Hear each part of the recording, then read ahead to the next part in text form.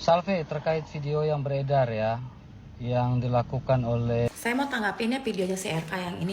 Jadi saya menyimpulkan ya guys, dengan dia masih berani mengklarifikasi dengan hal-hal yang lebih kebohongan lagi, ini bagi saya sih RK nggak ada perubahan ya. Dia bilang kecemburuan saya yang terlalu tinggi. Udah jelas-jelas ya. Perempuan ini nih, saya udah nasihati sekali, 2 kali, 3 kali. Yang pertama-tama saya nasihati dia, saya bilang apa?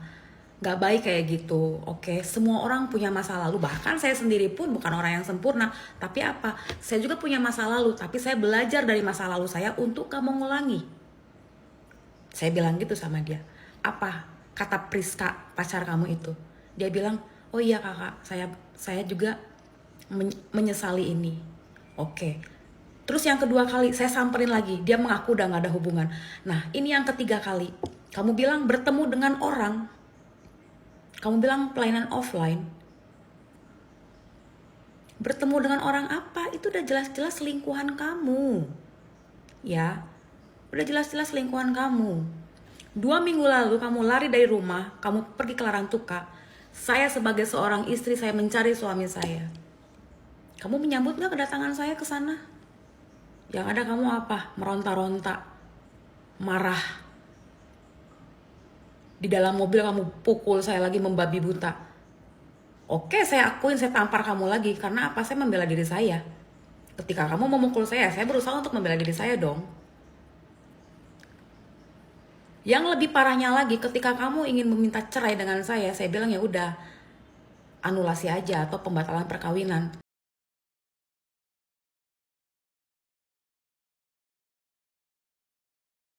Apa itu anulasi atau pembatalan pernikahan dalam Katolik?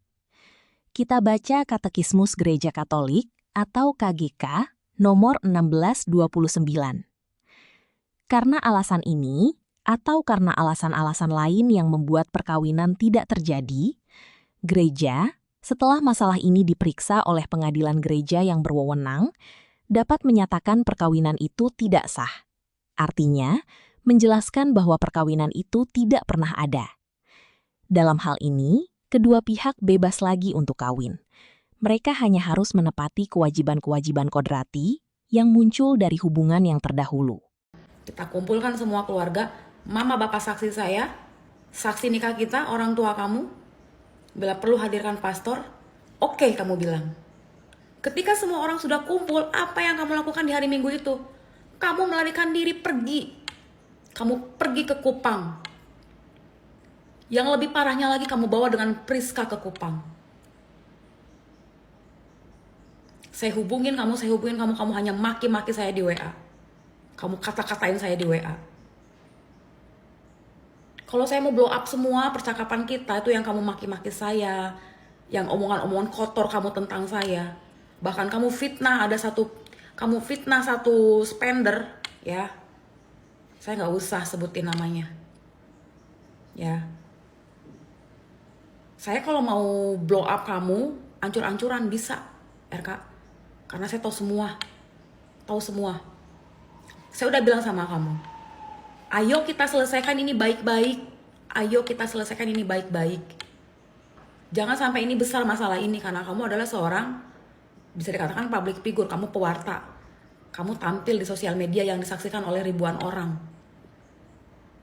Saya juga butuh kejelasan.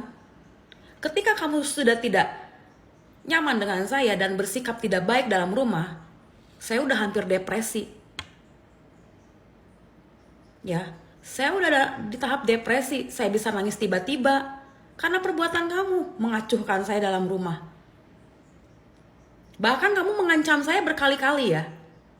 Saya akan lebih dingin sama kamu. Saya ini istri kamu loh. Kamu ingat RK, sebelum kamu ada di titik ini, terlalu banyak loh saksi hidup kita. Jadi sebelum saya blow up ini ke sosial media, saya udah wanti-wanti kamu. Kamu lebih bagus malu di hadapan 6 orang atau lebih bagus malu di hadapan ribuan orang? Ternyata kamu menjawabnya apa? Kamu sepertinya lebih suka malu di hadapan ribuan orang.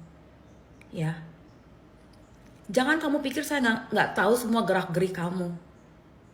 chat-chatan kamu. Saya tahu semua. Kebohongan-kebohongan kamu, putar balik fakta kamu. Saya paham semua tentang kamu. Sekarang kamu bilang tadi ke saya tuh bukan seperti istri saya yang suka membeberkan keburukan pasangannya. Silakan kalau ada. Kenapa saya sampai membeberkan keburukan kamu? Karena ini udah fatal, ini dosa besar, kamu berselingkuh. Dan saya udah ingatkan berkali-kali, jangan ya. Cukup kasus Putri itu. Saya kontra kamu. Putri pun itu kasusnya benar adanya. Sampai saya harus naik ke roomnya Reda. Saya pulihkan nama baik kamu. Kenapa sampai saya terblow up di sosial media karena kasus kamu dengan Putri? Selama ini kamu menutupi saya. Bahkan saya bilang sama kamu, kenapa sih kamu gak pernah mau ngaku udah punya istri? Kamu bilang apa? Saya gak mau kamu kenapa-kenapa nanti kalau saya ada apa-apa. Padahal terjawab sudah. Supaya kamu leluasa ngedeketin semua perempuan. Ya, karakter kamu yang seperti ini tuh berubah ketika kamu udah terkenal di TikTok. Kamu ingat dong Mikael, ya. Saya panggil kamu Mikael karena kamu panggilan RK di rumah tuh Mikael, guys. Kamu ingat Mikael? Sebelum kamu seperti ini, ya, ayo dong lihat ke belakang, kita siapa sih dulu? Ya, siapa sih dulu kita? Kita tuh hanya tukang sayur. Kita hanya tukang jual pupuk. Tapi kita bahagia, kita bersyukur dengan apa yang kita dapat. Kenapa sekarang ketika Tuhan sudah memberkati hidup kamu berlebih, kok kamu malah gak bersyukur? Malah mencoba hal-hal yang Tuhan gak suka. Kamu mulai selingkuh, bohongin istri, KDRT. Ya. Kamu pikir saya nyaman dengan sikap kamu tiap hari di rumah dengan saya dingin? Istri mana guys yang suka dicuekin sama suaminya selama 3 bulan, bayangin. 3 bulan saya harus mengalami itu dalam rumah. Saya hampir gila tiap hari. Akhirnya saya bereaksi dengan cara apa di rumah? Marah-marah. Saya nggak tahu harus berbuat apa dengan sikap suami saya seperti itu. Bahkan dia merendahkan saya nggak usah ngomong di sini ya, tapi itu sakit banget lah kalau seorang istri dibanding-bandingkan. Kenapa dulu saya begitu sempurna di mata kamu, tapi sekarang saya begitu buruk di mata kamu? Kenapa? Jadi kamu stop lah klarifikasi, bilang saya ditunggangi sama si ini demi uang. Kamu gak usah mengalihkan, gak usah. Masalah kamu dengan saya hanya kasus perselingkuhan. Nah, kamu bilang kan, saya pencemaran nama baik nih, karena saya melive-kan kamu. Ya udah silakan, kamu lapor aja. Kalau kamu merasa ini pencemaran nama baik, ya. Tapi, kenapa? Kok nomor kamu gak diaktifin gitu? Saya udah bilang, kalau kamu mau caranya seperti ini, cara yang seperti ini yang harus kita tempuh, aku mana-mana aja, aku fleksibel. Karena aku udah 3 bulan loh berjuang untuk memperbaiki ini. Aku capek dengan sikap kamu. Kamu gak pernah menghargai perjuangan saya untuk mempertahankan rumah tangga ini. Bahkan kemarin saya chat kamu, saya bilang, bagaimana hubungan kita ini? Kamu bilang apa? Bye. Kamu gak dewasa sih menghadapi masalah.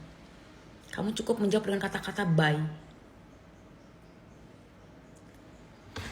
Nih, surat nikah kita. Ya, ini surat nikah kita. Kamu bilang kemarin KTP saya lajang, kamu bilang. Udah 1 minggu kabur dari rumah. Saya istrinya. KTP saya lajang. Istrinya, saya sakramen. KTP saya lajang, sudah gugur karena ada ini. Ya. Saya nggak ngerti ya sampai kamu bilang KTP saya lajang, berarti kamu meniadakan perkawinan kita gitu. Saya lebih kecewa lagi loh sama kamu. Bahkan tadi pagi kamu masih sempat WA saya, kamu bilang apa kamu sudah puas hancurkan saya. Kalau saya mau jujur, hati saya lebih hancur loh. Taruhannya rumah tangga kita. Ya. Jadi kamu jangan merasa kamu jadi korban di sini, jangan. Bahkan sampai ini hari kamu masih sama perempuan itu. Kalian masih sama-sama. Padahal saya istri kamu, saya ada di Kupang. Kita bertiga sama-sama ada di Kupang. Tapi kamu lebih memilih dengan dia di sana. Kamu gak memikirkan perasaan saya di sini. Harusnya kita berbagi hati di sini. Tapi kamu lebih memilih apa? Lebih memilih untuk menenangkan selingkuhan kamu. Ya. Jadi udah RK, kamu stop klarifikasi. Karena saya juga di sini nggak minta dibela sama siapapun. Ya. Saya hanya ingin menyampaikan kebenaran bahwa seorang RK tuh seperti ini loh aslinya. Saya nggak mau banyak orang lagi yang ditipu gara-gara kamu. Stop. Mending kamu ambil diri, kamu merenung dulu, baru kamu tampil lagi di TikTok. Kalau sekarang menurut saya nggak usah.